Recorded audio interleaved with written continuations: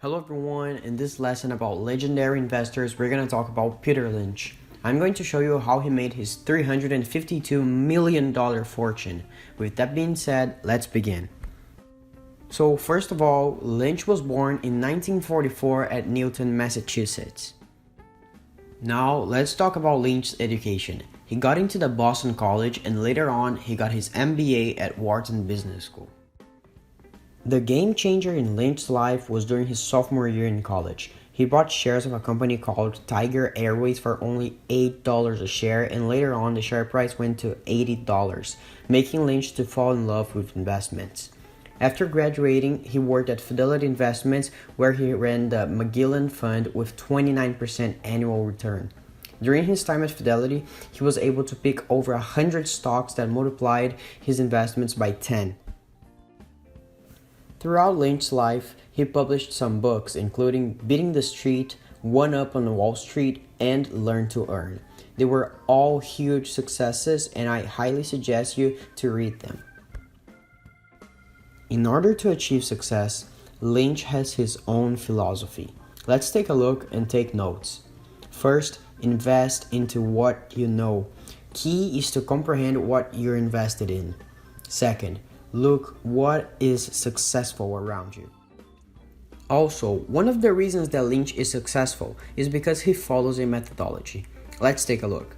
First, using the Lynch methodology, you should always focus on growth expectations for a stock. You can do so using the PEG ratio, which looks at the valuation in relation to the growth in earnings. Ideally, a stock is going to have the PEG of under 1, which indicates that the stock might be undervalued. Another metric to consider is the percentage of assets in cash. Strong cash flow and conservative management of assets gives the company the opportunity to thrive regardless of the state of the market. It is at the same time positive to have low debt in relation to equity. Alright, so now let's take a look at some of Lynch's most famous investments. Lynch invested in Ford when the stock traded at $1 and saw it surge to over $14. That is a 1300% return. Another famous investment of his was Philip Morris, which at the time was the largest tobacco company in the United States.